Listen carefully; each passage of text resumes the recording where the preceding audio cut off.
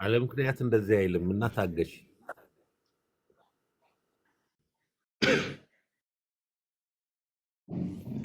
እሺ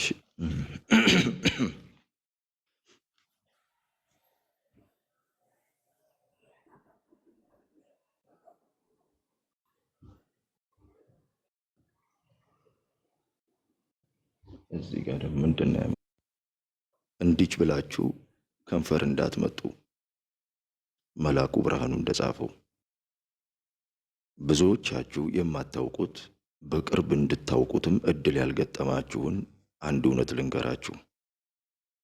እስኪ እዚህ ጋር አንዴ ኦቲዝም ሲባል ቀድሞ ወደ አእምሯችሁ የሚመጣውን ምስል አስቡ። በቃ እሱን ሐሳብ ከዛሬ ጀምሮ እርሱት። ተሸውደናል። አልገባን ሆኖ እንጂ ኦቲዝም ከንፈር የሚመጠጥበት ወይም የሚመጠጥለት ነገር አይደለም። ህመምም አይደለም።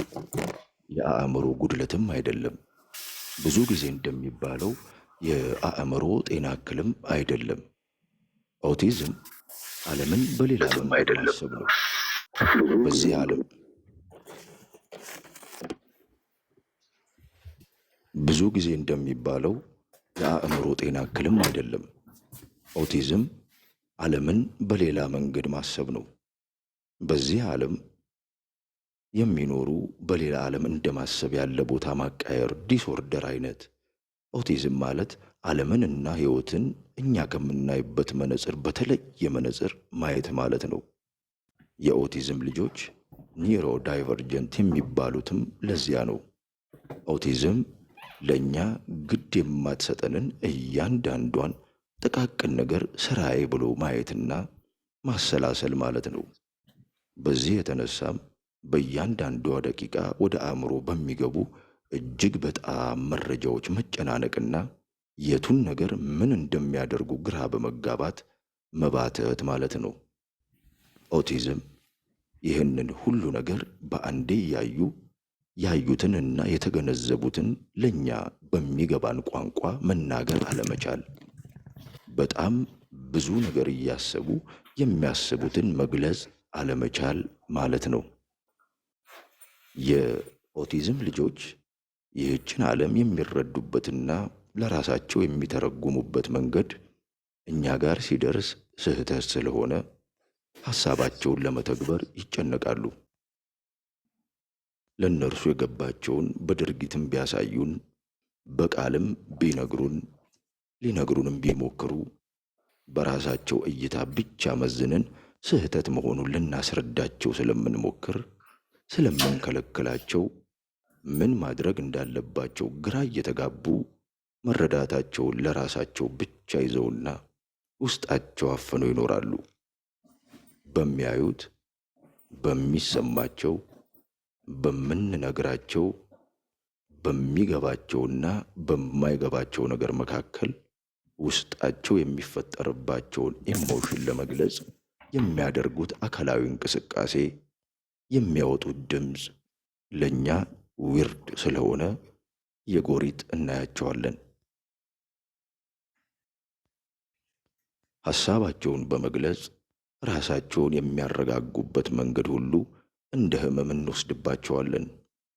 ኒውሮታይፒካል የምንባለው እኛ ጋር ግን አንድ ሰው ሲናደድ፣ ቢያለቅስ፣ መሬት ቢደበድብ፣ ዕቃ ቢወረውር፣ ልብሱን ቢቦጫጭቅ፣ ቢጮህና ቢያጓራ ብዙም አይደንቅም።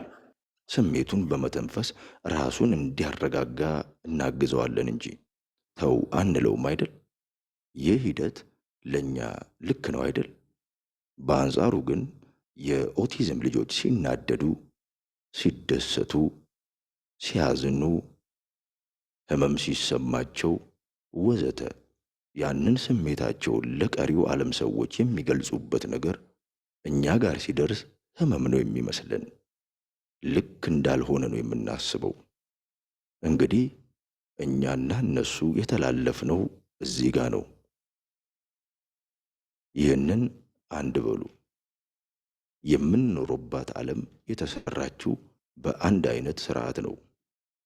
እንደኛ ያሉ ኒውሮታይፒካል ሰዎች ለዘመናት በመኖር በፈጠሩት ሕግ ለእኛ እንድትስማማ ተደርጋ ነው የተቀረጸችው። ይህ እኛ የምንኖረው የተጻፈውን ያልተጻፈም ሕግ ወደዚህ ዓለም የሚመጣውን የሰው ልጅ ሁሉ የሚገዛ ነው። የኦቲዝም ልጆች ወደዚህች ዓለም ሲመጡ ሌላ ዓለም ሊፈጠርላቸው ስለማይችልና በሁሉ ነገራቸው ለዚህች ዓለም ባይተዋር ስለሚሆኑ እኛን እንዲመስሉና እኛን ሆነው እንዲኖሩ ስንል በግድ እኛ ወዳለንበት ሥርዓት ልንከታቸው እንጥራለን። እዚህ ዓለም ላይ እስከኖሩ ድረስ ሕይወትን ለማሸነፍ እንዲችሉ ለእነርሱ ሲባል ይህንን ማድረጋችንን ግድ ነው። ሳይንሱም ትምህርቱም ሁሉ የመጨረሻ ግባቸው ያንን ማሳካት ነው። የዚህች ዓለም ባይተዋር እንዳይሆኑ ከሥርዓቱ ጋር ተግባብተው እንዲኖሩ ማድረግ። አንድ በጨቅላነቷ ጫካ ውስጥ የተጣለችን ልጅ አስቧት። ዝንጀሮ አግኝታ ብታሳድጋት ያቺ ጨቅላ ሰውኛ ባህሪዋን ስለማታውቀው በምታየውና በምትኖረው ሕይወት በመላመድ መንገድ አዳብሽን የዝንጀሮ ባህሪ ይዛ ታድጋለች። እንደ ዝንጀሮ እየጮኸች፣ እንደ ዝንጀሮ እየበላች ወዘተ። የኦቲዝም ልጆች የተፈጠሩት ትክክለኛን ብለን የተቀበልነውን የእኛን ዓለም ሥርዓት በማይረዳ የተለየ አእምሮ ኒውሮ ዳይቨርጀንት ነው። በዚህ ሳቢያ እኛ ጋር ሲመጡ አእምሯቸው ተዘበራርቋል ካልንበት ሁኔታ አውጥተን ወደ እኛ መንገድ እንዲመጡና የእኛን ዓለም ሥርዓት አዳፕት አድርገው እንዲኖሩ ስናሰለጥናቸው ኢፌክቱ ልክ ዝንጀሮዋ እንደምታሳድጋት የሰው ልጅ አይነት ውጤት ነው። ከራሳቸው ዓለም ወጥተው ወደ እኛ ዓለም ይመጣሉ። ያንን ከራሳቸው ዓለም አውጥተን ወደ እኛ እንዲመጡ ማድረግ መቻልን እኛ ስኬት ብለን እንጠራዋለን። ኦቲዝም ከዚህ ውጪ ሌላ ትርጉም የለውም። እነዚህ ልጆችም ሕመምተኛም አይደሉም፣ ሕመምም የለባቸውም። በተፈጠሩበት መንገድ በራሳቸው ዓለም ሲኖሩ ለራሳቸው ትክክል ናቸው።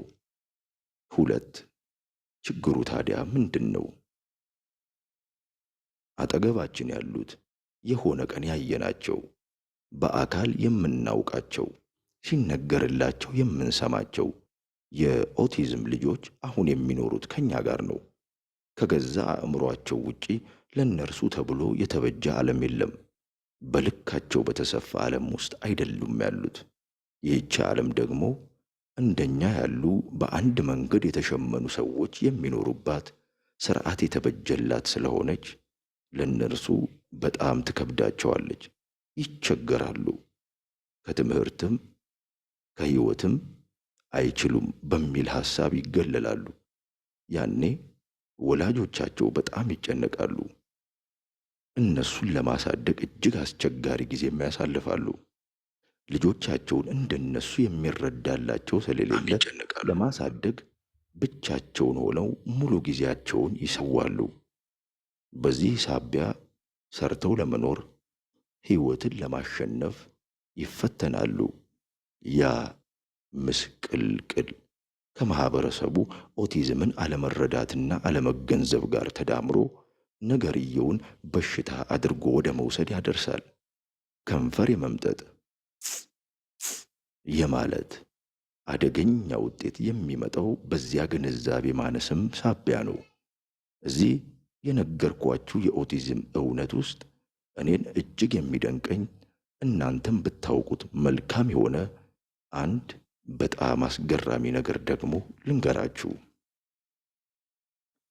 እነዚህ የኦቲዝም ልጆች ዝም ሲሉ በራሳቸው ዓለም መኖር ሲመርጡ ምንም አያውቁም ብላችሁ እንዳታስቡ። ሁሉንም ያውቃሉ፣ ሁሉንም ይሰማሉ፣ ሁሉንም ይረዳሉ። ከዓለማቸው መውጣት ስላልፈለጉ ብቻ ነው። በዚህ መካከል ግን ሥራ አልፈቱም። የዚህችን ዓለም ክፍተት በአንክሮ እየታዘቡ ነው። የሆነ ቀን ድንገት ማንም ባላሰበው ጊዜ ከራሳቸው ዓለም ይወጡና የእኛን ዓለም ይቀላቀላሉ። ያኔ እኛ ባለማወቅ ዳኑ እንላለን። ግን አይደለም፣ መጀመሪያም አልታመሙም። በዚያ የእኛን ዓለም በሚቀላቀሉበት ጊዜ የሰው ዘር ሁሉ አፉን ከፍቶ የሚደነቅባቸው ባለምጡቅ አእምሮ ጂኒየስ ሰዎች ሆነው ይገኛሉ። ዓለም የጎደላትን ፈጠራ፣ ጥበብ፣ ቅንነት፣ ዕውቀት፣ ሐሳብ ሁሉ የሚሞሉት እነሱ ናቸው። ከዝምታቸው የነቁ ቀን ያኔ እነሱን ማየት ነው። ገና በዕድሜ ለጋ ሳሉ ዓለምን በበጎ ይቀይሯታል። በተጽዕኗቸው ታማሚ ስንላቸው የነበረውን እኛን ተከታይ ደቀ መዝሙራቸው ያደርጉናል። አስቡት፣ አልበርት አንስታይንን አታውቁትም? ፍጹም ቃል ሳይወጣው ዝም ብሎ አደገ። አደገና 7 ዓመት ሲሞላው የሆነ ቀን ድንገት ተናገረ። ይሄ ሾርባ በጣም ያቃጥላል ነበር ያለው ለመጀመሪያ ጊዜ። ወላጆቹን በድንጋጤ አፈዘዛቸው። ከዚያ በኋላስ ይህ ሰው ይህችን ዓለም በሂሳብ ዕውቀት እንዴት አድርጎ እንደቀየራት መቼም አልነግራችሁም። ያዙ ደግሞ ሌላ ቻርልስ ዳርዊን ዘ ቲዮሪ ኦፍ ኢቮሉሽን አባት። ሁላችንም የተማርነው ሳይንስ ዛሬ ድረስ የተመረኮዘው በዚህ ሰውዬ ሕይወት ላይ ነው። ማንም ያላየውን የሕይወት ዑደት ሰው በዚያም ብዙ የሰው ልጆችን ጥያቄ ፈታ። ሚካኤል አንጀሎን ታውቁታላችሁ። ቀራጺው፣ ሰዓሊው፣ አርክቴክቱ፣ የዓለም ዕውቁ የጥበብ ሰው ዛሬ ድረስ የገዘፈ ስም ያለው።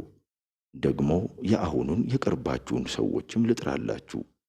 ለአዳዲስ ነገር እንቅልፍ የማይወስደው ባለዝናና ባለሀብቱ የትዊተሩና የቴስላው ባለቤት ኤለን መስክ፣ ደግሞ ዓለምን በሀብቱ በምግባረ ሰናይ ሥራው በተስዕኖ ከዳር ዳር ያንቀሰቀሰው የአሜሪካ ግማሽ ሀብት ቢል ጌትስን አታውቋቸውም? እሺ፣ ኒኮላ ቴስላንስ? ቴስላ ህዳሴ ግድብ ላይ የመነጨው ስንት ሺህ ቮልት ኤሌክትሪክ ኃይል ከስቶና ኮስምኖ ወደ የቤታችሁ እንዲገባና ጤኒጧን ራዲዮናችሁን እንድትዘፍን፣ ሞባይላችሁን ቻርጅ እንዲያደርግ፣ ቴሌቪዥናችሁ እንዲጫወት የሚያደርገውን ኤሲ ኦልተርኔቲንግ ከረንት የፈጠረ ዘመን አይሸሬ ባለውለታ የፈጠራ ሰው ነው። ቤንጃሚንን መቼም አትስቱትም አይደል? ያ እንኳን የገነት ቁልፍ የሚመስል ዶላር ላይ ፎቶ የተሳለው ሰውዬ ፖለቲከኛ፣ ዲፕሎማት፣ ሳይንቲስት፣ የፈጠራ ሰው፣ የሂሳብ ሊቅ። እሱ መቼ ያልሆነው ነገር የለም። ከሁሉ ግን የአሁኗን ሀያሏን አሜሪካን የፈጠረ ሀያላኑ የአሜሪካ አባት ብለው የሚጠሩት ክቡር ሰው ነው። ደግሞ ሌላ ሰው የእግር ኳስ መንፈሱ ሊዮኔል ሜሲ። እሺ፣ ደግሞ ሌላ ዘመን አይሽሩ የፊልም ዳይሬክተር ስቴቨን ዘ አሜሪካን ቢዝነስ ማኔጅመንት ብለው የሚጠሩት ሄንሪ ፎርድስ፣ እነ ቦብ ዳይላን፣ እነ ጆርጅ፣ እነ ጆን ዴቨር፣ እነ ባርባራ፣ እነ ዳን ኤክሎድ፣ እነ ደርሊሃና፣ እነ ሄንሪ ሺህ የጥበብ ሰዎችስ፣ ሳይንቲስቶች፣ የቢዝነስ መሪዎች፣ የፈጠራ ሰዎች በሁሉም ዘርፍ ዓለምን የለወጡና እጅን በአፍ ያስጫኑ ሰዎች ሁሉ የኦቲዝም ልጆች ነበሩ። ከራሳቸው ዓለም ወጥተው የእኛን ዓለም ክፍተት የሞሉ ባለ ምጡቅ አእምሮች። በመጨረሻም መልአክ አይታችሁ ታውቃላችሁ? መልአክን በአካል ማየት ከፈለጋችሁ የኦቲዝም ልጆች ናቸው። ለዚህች የክፋት ስንክሳሯ ተገልጦ ለማያልቅ ክፉ ዓለም ኦቲዝም ያለባቸው ልጆች የሰው ልጅ በምን አይነት ንጹሕ ሕሊናና ግብር ሊኖር እንደሚገባ ለማስተማር እግዚአብሔር የሰደዳቸው ክንፍ አልባ መላእክት ናቸው። ኦቲዝም ያለባቸው ሰዎች ምንም ኃጢአት አይሰሩም። ፍጹም ንጹሕ ልብ አላቸው።